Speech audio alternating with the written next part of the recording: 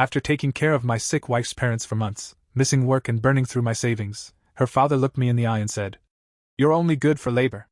Don't pretend you belong here." My wife took his side. "You should be grateful we let you in," she said coldly. I walked outside numb, sat on the porch, and what I heard through the window made me. I used to think loyalty meant something. That if you gave people your time, your energy, your sweat, especially family, they'd appreciate it. Turns out, some people just see you as something to step on. I met Delia 8 years ago. We were both working in Nashville. I was doing electrical work on a hotel remodel, she was doing freelance design stuff at a co-working space nearby. She was quiet, smart, polite. Came from a nice family over in Murfreesboro. Her dad Everett was a retired Army captain and her mom Claudette was a teacher before she got sick. I didn't come from much. Grew up south of Clarksville. My dad worked shifts at a lumber yard and died young. My mom cleaned offices until she couldn't anymore. It wasn't a sob story, just life. But when I married Delia, I thought I was moving up into something steady. Something good. At first, it was. We lived in a small rental house outside the city. Nothing fancy, but we made it ours. I worked long days, built up a name doing electrical and HVAC work. Delia worked from home and did all right. We weren't rich, but we were okay. Then her parents started getting worse. Her mom's arthritis turned into full-on disability. Couldn't grip a cup without help. Then her memory started slipping. Her dad, Everett, had a mild stroke that made him forget how to write checks and control his right side. And just like that, Delia started talking about us moving in to help them. "We'll stay for a few months. Just until we find someone full-time." She said it like a temporary favor. Like it wouldn't change our lives. I agreed. Because that's what you do for family. We moved into their house, big old brick colonial on a corner lot in Murfreesboro. Looked nice from the outside. But inside, the plumbing was old, the heat was spotty, and the smell of mold was creeping in from the basement. Delia set up her office in the spare bedroom, and told me she needed to keep her work hours consistent. "You understand, right? Deadlines." I said yeah, of course. So I handled everything else. Morning started at 6. Everett had to be lifted from bed and guided to the bathroom. He still had his voice though, and he used it to tell me what I was doing wrong. "Don't drag me. Hold my damn arm right. Watch the floor, you wet it again. You move slow like you're underwater." Breakfast. Meds. Cleaning. Claudette would wake up confused most mornings. She'd ask where her students were. Ask why her hands hurt. Ask who I was. I cooked every meal, ran every errand, changed every diaper.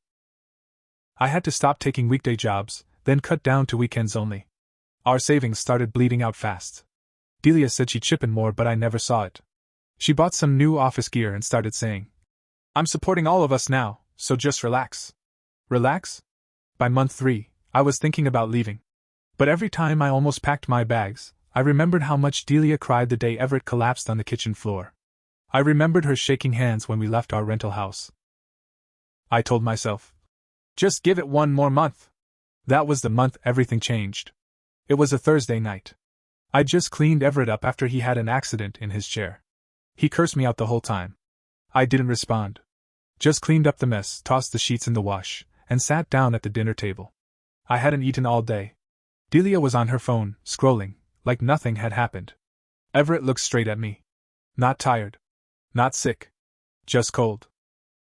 "You're only good for labor," he said. "Don't pretend you belong here." My fork hovered in the air. I thought I misheard. "What?" I asked. "You heard me. You're not one of us. Don't get comfortable."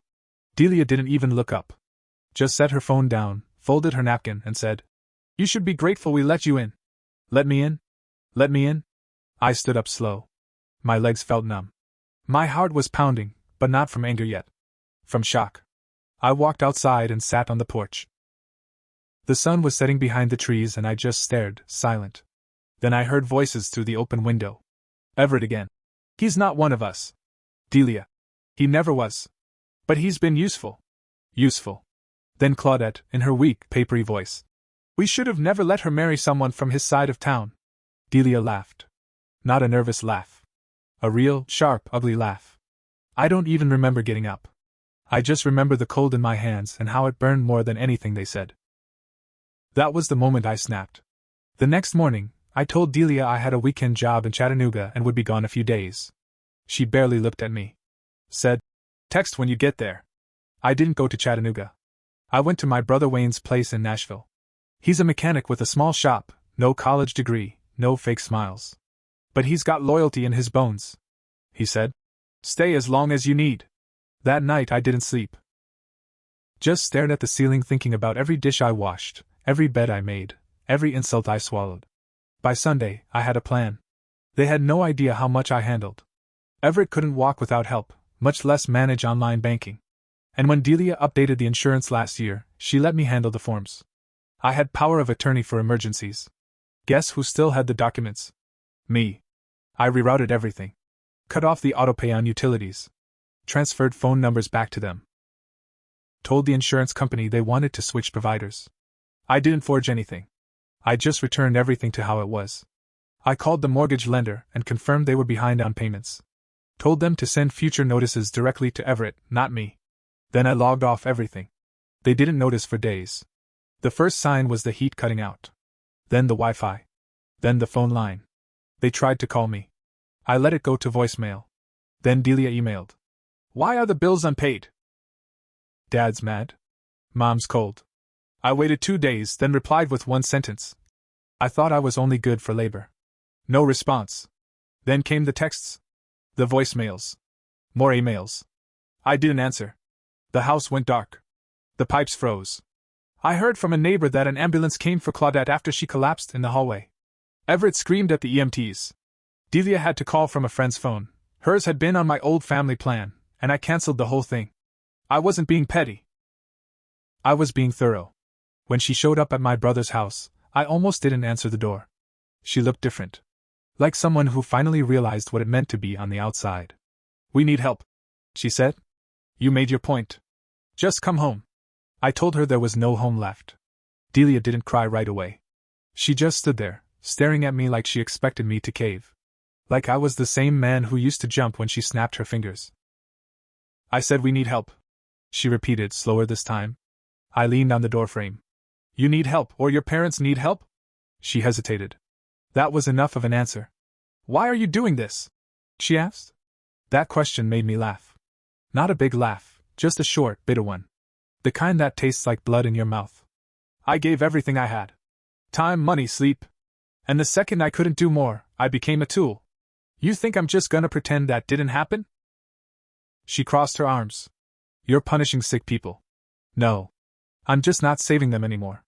She said she didn't have anywhere to go. I told her to try being grateful. Someone let her in. Just like she told me. Her face changed when I said that. It was the first time I saw it hit her. She walked away.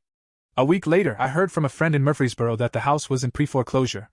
I already knew that, but hearing someone else say it made it real. I hadn't stepped foot there since I left, but I remembered every creaky stair and every mug I'd washed that no one ever said thank you for. Wayne told me Delia was crashing at a coworker's apartment. Everett and Claudette? They were taken to a public long-term care facility. No frills. Just a place for people who ran out of other options. They finally ran out. Then came the twist I didn't expect. 3 weeks after I last saw Delia, I got served. She was suing me. Unlawful abandonment of vulnerable adults, the papers said. She claimed I left them in dangerous conditions, that I'd taken over their affairs, and negligently withdrew. At first, I was stunned. Then I got angry. She didn't just want to wash me out of her life. She wanted to smear me. To destroy me. Wayne looked over the papers with me. She's trying to pin everything on you, he said. Like you were their damn nurse, and walked out mid-shift. I called my lawyer. Luckily, I'd kept everything. Receipts. Emails. Even the audio I recorded that night on the porch when they talked about me like I was dirt. She didn't know I had that. But I wasn't going to use it yet. Not until it hurt the most. Then I learned something else. Delia had been talking to her ex. A guy named Brent. Real estate agent, lives in Franklin. She used to work with him before we met. He popped up on her Venmo. Little payments back and forth. Dinner wine glass. Thanks for helping. Stuff like that. And then I found it, an old backup of our iCloud calendar. She had dinner with Brent the same week she told me her parents needed us to move in. Coincidence? Maybe. But it didn't feel like one. I started digging. Found out Brent had been helping her look at apartments. In her name only. While I was wiping her father's mouth with wet towels, she was out house hunting with her ex. She wasn't planning for us. She was planning for herself. I confronted her outside the courthouse during a hearing. You moved me into that house to trap me. She didn't deny it. You knew I'd burn myself out and you could play victim. Then sneak out and restart with him. Still no denial. She just said, "You're dangerous when you're angry. That's why I'm getting ahead of this." That word, dangerous, set something off in me. Not rage. Not sadness. Just this clear, still feeling. Like everything finally made sense. She didn't just want me gone. She wanted me erased. Ruined. So when Brent stepped in, I just looked like some bitter ex. She thought I was a stepping stone. I decided I'd become a wall. After that courthouse scene, I knew things weren't over. Delia didn't need justice. She needed a clean story to tell people. One where I was the bad guy, she was the struggling daughter, and Brent was the white knight who helped her rebuild. But she underestimated how much I knew. I'd kept quiet for years. I didn't run my mouth like Everett. I didn't manipulate like Delia. I just did the work. Quiet, careful, observant. And now all that silence was about to turn into something loud. I called my lawyer again. I said, "Let's fight this. All the way." He looked over everything, my savings records, receipts for medical supplies, the power of attorney, the text threads, even the pictures I took of the moldy basement, of Everett screaming at me while I held him up. I had proof I was the one keeping that house running.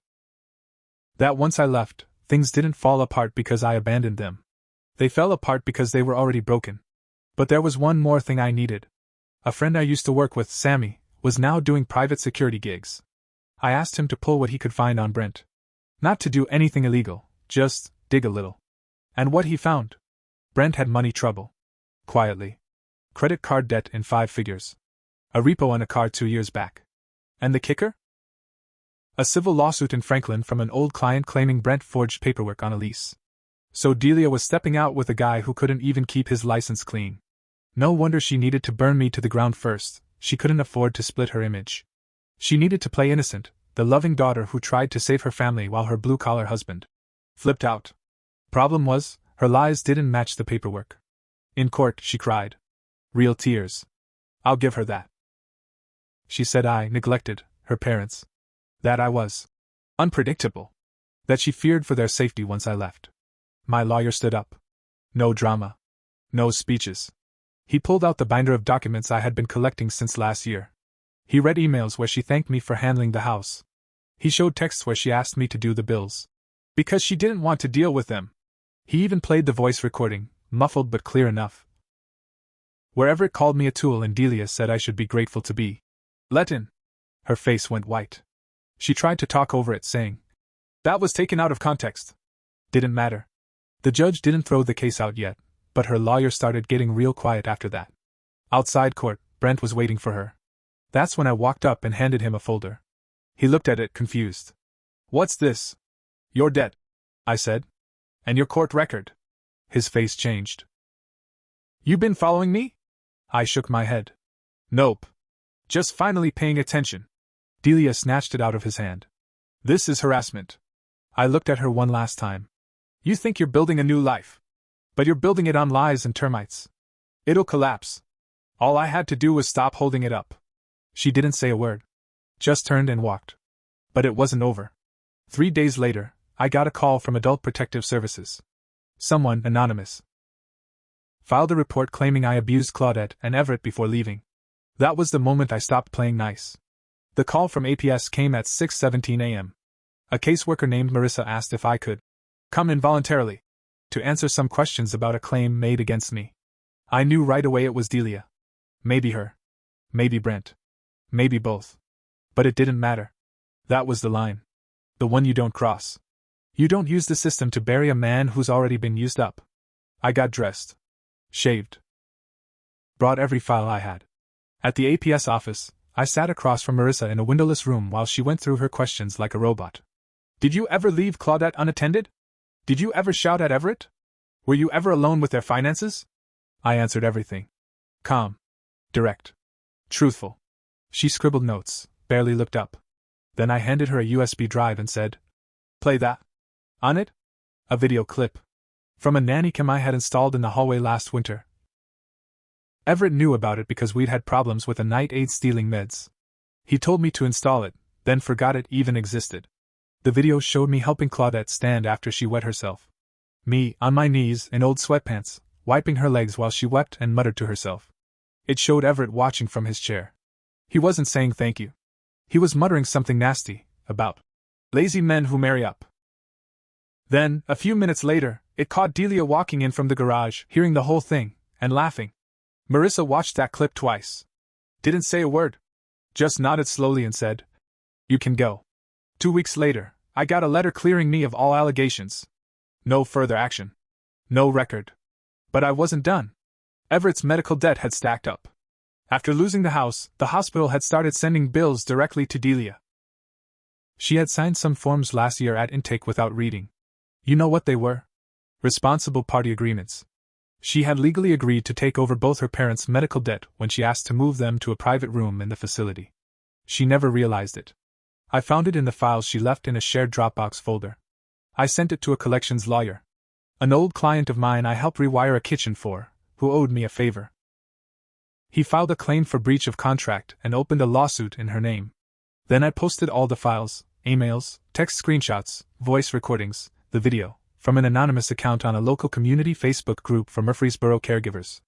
Title: This is what it looks like when you let someone burn out then blame them for not staying on fire. It went viral. Fast. Delia's freelance design business dried up within days. Clients ghosted her. Brent? He tried to defend her in the comments. Until someone pulled his name up in the lawsuit and posted screenshots of his civil case for forgery. I didn't even have to lift a finger. The internet handled that part for me. 3 months later, I heard Brent filed for bankruptcy. Delia started working at a chain print shop in Franklin. Part-time. Everett passed away not long after that. I didn't dance or celebrate. I just sat still for a long time.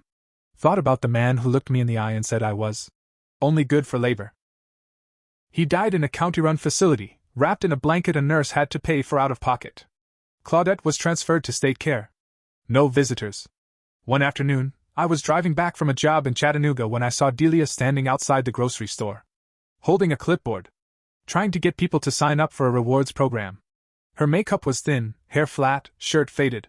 She saw me. I didn't slow down. Didn't stop. Just looked her dead in the eye and kept driving. You might wonder if I regret it. I don't. I gave them everything I had. I bent until I snapped. They didn't break me, I walked out.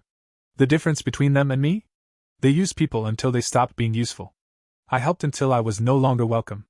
And then I let gravity do the rest. You call it revenge. I call it balance.